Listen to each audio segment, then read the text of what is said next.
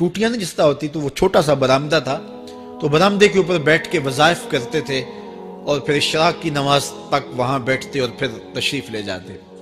گرمی کی شدت تھی تو حضرت فرائض کی ادائیگی کے بعد وہاں چلے گئے، تو نمازیوں نے آپس سے مشورہ کیا کہ یار حضرت کو عرض کریں کہ بارش کے لیے دعا کی جائے۔ تو حضرت جا کے وہاں اپنے وظائف میں لگ گئے، تو انہوں نے کہا چلو ہم مسجد کے سین میں کھڑے ہو جاتے، حضرت توجہ کریں گے تو عرض کریں گے۔ تو جتنے نمازی تھے وہ سارے صحن میں کھڑے ہو گئے اور برآمدے کے اوپر میاں صاحب وظائف میں لگے۔ جب آپ کی نظر پڑتی نا لوگوں کی جانب، تو جتنے بھی نمازی تھے سارے ہاتھوں سے اشارے کر کے کہتے، یعنی دعا کرو۔ زبان سے نہ بولتے، ہاتھوں کو ایسے ہلاتے اور یہ کہتے کہ ادھر آسمان کی طرف اشارہ کر کے کہتے دعا کرو۔ میاں صاحب پھر وظائف میں لگ جاتے۔ پھر جب میاں صاحب کی آنکھ اٹھتی نا تو یہ سارے ہاتھ اٹھاتے اور آسمان کی طرف ہاتھ اٹھا کہتے۔ میاں صاحب پھر وظائف میں لگ جاتے۔ جب 2-3 مرتبہ ایسا ہوا نا تو میاں صاحب کی ہنسی نکل گئی اور ایسے آسمان کی طرف دیکھ کے کہا چل ہن پا دے۔ کہتے ہیں بس یہ بات کہنے کی دیر تھی کہ چھم چھم می برسنے لگا۔ تو جب کوئی حضور کا ہو جاتا ہے تو رب اس کو اپنا محبوب بنا لیتا ہے۔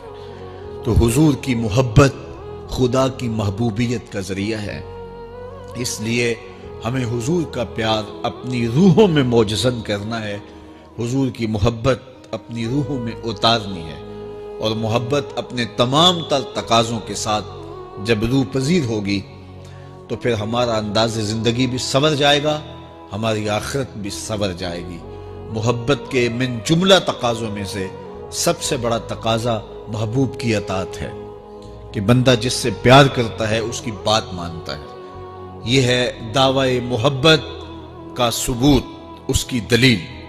اور حضور کے صحابہ کی زندگیاں دیکھیے کہ انہوں نے حضور علیہ السلام کے ساتھ کیسے پیار کیا، حضور کی محبت میں اپنی عادتوں کو بدل دیا۔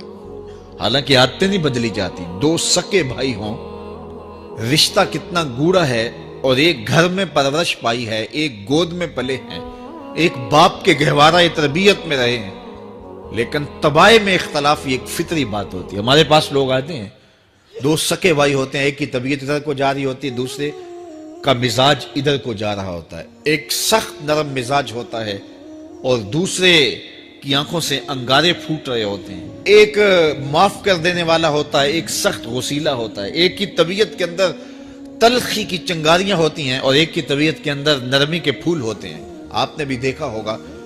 تو یہ ایسا ہوتا ہے۔ اب اسی طرح کھانے پینے کی چیزوں میں طبائع کا اختلاف یہ فطری بات ہے، ایک کو ایک چیز پسند ہوتی ہے، دوسرے کو وہ چیز پسند نہیں ہوتی ہے۔ بعض اوقات ماں کو مسئلہ ہوتا ہے کہ یہ چیز اگر میں تیار کرتی ہوں تو میرا دوسرا بیٹا نہیں کھاتا، تو اس کے لیے بعض سے الگ سے کوئی چیز تیار کرنی پڑتی ہے کہ اس کی ڈیمانڈ یہ ہے اور میرے اس بیٹے کی ڈیمانڈ یہ ہے۔ مائیں مزاج سمجھتی ہیں، ایک آغوش میں پرورش پانے کے باوجود خون ایک ہے، گہوارہ تربیت ایک ہے، دودھ ایک ہے، لیکن طبیعتوں کے اندر اختلاف پایا جا رہا ہے۔ لیکن صحابہ کی زندگیاں دیکھیے، انہوں نے اپنی طبیعتیں بھی حضور کی طبیعت کے سانچے میں ڈھال دی۔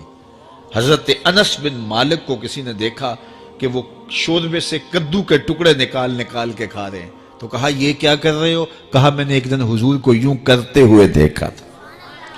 تو طبائع کا اختلاف یہ ایک فطری اختلاف ہوتا ہے، لیکن صحابہ نے اس کو بھی چھوڑا اور حضور کی محبت کے سانچے میں ڈال دیا۔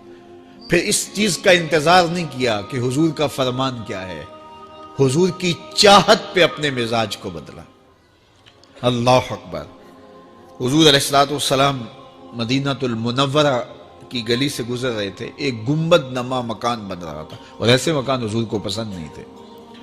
تو آقا کریم علیہ السلام نے پوچھا یہ مکان کس کا ہے؟ کہا فلاں انصاری کا ہے۔ حضور گزر گئے، چہرے پہ تھوڑے سے ناگواری آثار حویدہ ہوئے۔ کسی نے اس صحابی کو بتا دیا کہ حضور گزرے تھے، تیرے مکان کو دیکھا، شاید پسند نہیں آیا۔ 2-4 دن کے بعد حضور دوبارہ گزرے، دیکھا کہ وہاں ملبے کا ڈھیر پڑا ہوا تھا۔ فرمایا اس صحابی کو بلایا گیا، کہا میں پرسوں ترسوں گزرا تھا، تیرا مکان دیکھا تھا، یہ کیا ہوا؟ عرض کی میں نے گرا دیا ہے۔ فرمایا کیوں؟ عرض کی سنا تھا آپ کو پسند نہیں، سنا تھا آپ کو پسند نہیں، میں اور آپ دیکھیں ہمارا کیا کیا حضور کو پسند ہے، سر سے لے کر پاؤں تک، نجی زندگی سے لے کے سیاسی زندگی تک، اپنے امور ذات سے لے کر کے اپنی معاشرتی زندگی تک، ہمارا کیا کیا حضور کو پسند نہیں، اور ہر وہ چیز بدل دیں جو حضور کو پسند نہیں۔ محمد دی زیارت محمد دے رنگ وچ، اے ٹھگ بازیاں جانے پیارا محمد صلی اللہ علیہ وسلم۔ میرے شیخ کامل کا ایک شعر ہے، اور وہ شعر اتنا وزنی ہے کہ اگر میرے پاس جواہر لال موتی ہوں اور میں ایک پلڑے میں ڈال دوں اور ایک پلڑے میں یہ شعر رکھ دوں تو یہ شعر پھر بھی بھاری ہوگا۔ یاری لا تو پاک نبی سنگ، اے پر پوری یاری، پھر درود قبول ہے تیرا لکھ نہ لوں ایک واری۔ 1.25 مرتبہ درود پڑھنا ایک طرف، اور ایک دفعہ حضور کی ذات پہ درود پڑھنا، ان کی محبت کے سانچے میں یوں ڈھل کر کے جو وہ کہتے ہیں وہ میری زندگی کا عمل ہے، یہ اس سے وزنی ہے، یہ اس سے بھاری ہے۔ تو حضور کی محبت، حضور کے ایک صحابی تھے، وہ حضور کو ملنے آئے، اور آئے تھے بحرین سے۔ اچھا، انہوں نے حضور کو سلام کیا تو حضور نے رخ پھیر لیا، ناراضگی کا اظہار کیا، تو وہ سمجھے کہ شاید حضور نے ایسے ہی رخ پھیرا ہے، تو جدھر حضور نے رخ پھیرا وہ ادھر جا کے سلام کرتے ہیں، تو حضور نے پھر رخ پھیر لیا، سمجھ گئے کہ حضور ناراض ہیں۔ اب انہیں سمجھ یہ نہیں آ رہی تھی کہ ناراضگی کا سبب کیا ہے۔ وہ اصحاب رسول سے پوچھنے لگے کہ حضور مجھ سے ناراض لگتے ہیں، آپ میں سے کوئی بتا سکتا ہے کہ حضور کیوں ناراض ہے؟ اللہ اکبر! آج تو کوئی بڑا باپ ہو، مرشد ہو، استاد ہو، ناراض ہو جائے اور شاگرد کو ناراضگی کی وجہ معلوم نہ ہو تو وہ الٹا ناراض آگے سے ہو جاتا ہے کہ میں نے جرم کیوں کیا ہے کہ استاد کا مزاج بگڑ گیا ہے۔ اللہ اکبر! لیکن ذرا دیکھیے، رنگ دیکھیے محبت کے، وہ صحابہ سے پوچھتا پھرتا ہے کہ حضور مجھ سے ناراض ہیں، مجھے بتائیے کہ کیا سبب ہوا؟ تو انہوں نے کہا کہ یہ تیرے ہاتھ میں جو سونے کی انگوٹھی ہے، اس سے حضور ناراض ہیں، کیونکہ حضور اس کو منع کر چکے ہیں۔ امت کے لیے سونا چاندی حضور نے امت کے مردوں کے لیے منع فرما دیا، صرف 4.5 ماشے سے کچھ کم کی انگوٹھی چاندی کی، اور وہ بھی عدد میں 1 ہو، شریعت نے جائز رکھی ہے۔ اگر 2 ماشے کی 2 ہوں گی تو پھر بھی جائز نہیں۔ عورت کو جائز ہیں 10 انگوٹھیاں پہنے، سونے کی پہنے، چاندی کی پہنے، یہ اس کا زیور ہے۔ مرد کو زیور کی ضرورت نہیں ہے، زینت کی ضرورت نہیں ہے، لہذا مرد کے لیے 1 انگوٹھی رکھی گئی ہے، وہ بھی اس لیے کہ اگر وہ کہیں مشکل میں ہو تو اس کو بیچ کر کے 2 وقت کا کھانا لے سکے۔ باقی اس کے لیے انگوٹھی 4.5 ماشے سے کم کا چاندی یا سونا 1 ماشا ہی کیوں نہ ہو، اس کے لیے جائز نہیں ہے۔ تو اس نے سونے کی انگوٹھی پہن رکھی تھی، لیکن اسے حرمت کا پتہ نہیں تھا، تو اس نے کہا کہ حضور مجھ سے کیوں ناراض ہیں؟ تو صحابہ نے کہا شاید یہ اس انگوٹھی کی وجہ سے ناراض ہیں۔ تو اس نے یہ نہیں کہا کہ مجھے تو پتہ ہی نہیں تھا، میرا کیا قصور؟ خیر، اس نے انگوٹھی اتار کے حضور کو پیش کرتے کہا حضور آپ اس وجہ سے ناراض ہیں؟ حضور نے انگوٹھی پکڑی اور ایسے پھینک دی، ناراضگی کی وجہ ختم ہو گئی، وہ بیٹھ گیا، بات شروع ہو گئی۔ اللہ اکبر! جب سلسلہ کلام ہوتا رہا، جب مجلس برخاست ہوئی، لوگ اٹھ کے گھروں میں جانے لگے، وہ بھی اٹھا اور الٹے پاؤں سے پیچھے چلا، تو کسی نے اس کو کہا وہ انگوٹھی تو اٹھا لو، سونے کی انگوٹھی ہے، قیمتی ہے، چلو تمہارے لیے پہننا جائز نہیں، تمہاری بیوی کے لیے تو جائز ہے۔ تو اس نے کیا جواب دیا سنیے، اس نے کہا واللہ لا آخذہ وقد طرحہ رسول اللہ صلی اللہ علیہ وسلم، اللہ کی قسم میں اس انگوٹھی کو کبھی بھی نہیں اٹھاؤں گا جس کو میرے حضور نے پھینک دیا ہے۔ تو یہ تھی ان کی محبت، یہ تھا ان کا انداز۔ تو آئیے میں اور آپ حضور سے اگر محبت کرتے ہیں تو حضور علیہ السلام کا طرز زندگی، حضور کا انداز معاشرت اختیار کریں۔ کثرت کے ساتھ مائیں بہنیں بیٹیاں بھی موجود ہیں، وہ بھی اپنی اولادوں کی تربیت اس نہج سے کریں کہ وہ حضور کی سنت، حضور کی سیرت اور حضور کی اتباع کے سانچے میں ڈھل جائیں۔ زندگی کا مقصد ہی یہی ہے۔ آئے، بڑے ہوئے، جوان ہوئے، بوڑھے ہوئے، چلے گئے، ہم سے پہلے بھی چلے گئے، ہم بھی چلے جائیں گے، بعد میں آنے والے بھی چلے جائیں گے، لیکن حقیقی کامیابی اس کو نصیب ہوئی جس نے اس دنیا پہ آ کے دنیا کی زندگی کے مقصد کو سمجھا۔ ہم آئے کیوں تھے، زندگی کس لیے ہمیں دی گئی تھی۔ اکبر الہ آبادی نے کیا ستھری تنقید کی تھی، کیا بتائیں احباب کیا کارنمایاں کر گئے، بی اے کیا، نوکر ہوئے، پینشن ملی اور مر گئے۔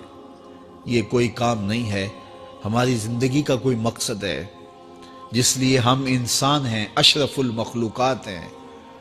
دیکھیے گدھا سارا دن بوجھ اٹھاتا ہے، اللہ اکبر۔ میرے صاحب نے ایک گدھے سے بھی ایک موازنہ کیا ہے کہ سارا دن جو ہے وہ بوجھ اٹھائے اور کام کرے، اور پھر مالک اس کو غذا بھی نہ دے، وہ جا کے روڑیوں سے اور باہر سے جا کے چر کے پھر آ کے کام مالک کا کرے، مالک اس کو دے بھی نہ، اور وہ باہر سے کھا کے آئے اور کام مالک کا کرے۔ تو اگر بندہ ہو کے، انسان ہو کے اگر نہ کرے تو میرے حضور نے ایک لمبی ربائی ہے، اس میں آخر میں لکھتے ہیں تو چنگا یعقوب یا کھوتا تینوں شرم نہ آوے، کہ اگر وہ ایک گدھا بھی کام کرے، اپنی پیٹھ پہ بوجھ لا دے، اور تو اپنے مالک کے لیے کچھ نہ کرے، اور ساری نعمتیں مالک نے تجھے دی ہیں اور عزتیں اور آبرویں تیرے نام کی ہیں، اور تو اس کا حق ہی ادا نہ کرے، تو پھر کس طرح تیرے سے، تو پھر اولئک کل انعام بل ہم اضل، فرمایا تو چوپایا ہے بلکہ چوپایوں سے بھی بدتر ہے۔ تو میں اور آپ اپنے آپ کو انسان ثابت کریں، آج موقع ہے۔ سے ثابت نے اجے حواس تیرے، سے ثابت نے اجے حواس تیرے، کر لے نیکیاں رج کے تو، اڑیا رب رسول کیوں پل بیٹھوں، آ رب رسول ول پج کے تو، آئی موت ایتھے رہسن کم تیرے، آئی موت ایتھے رہسن کم تیرے، نیکیاں کر لے بھج کے تو، کی آکھ سن لوگ یعقوب تینوں، جب ٹر پیوں سر منہ کج کے تو۔ وہ وقت آئے گا جب تنیاں باندھ دی جائیں گی، جب دونوں جانب سے کفن باندھ دیا جائے گا، پھر پردہ ہٹا کے دیکھا جائے گا، پھر بند کر دیا جائے گا۔ وہ لمحے کتنے دردناک ہوں گے، وہ گھڑیاں کتنی دردناک ہوں گی۔ آج مجھے اور آپ کو اللہ نے موقع دیا ہے، تو آج حضور کی سیرت کو اپنانے کا، اپنی روحوں میں اتارنے کا عزم کر کے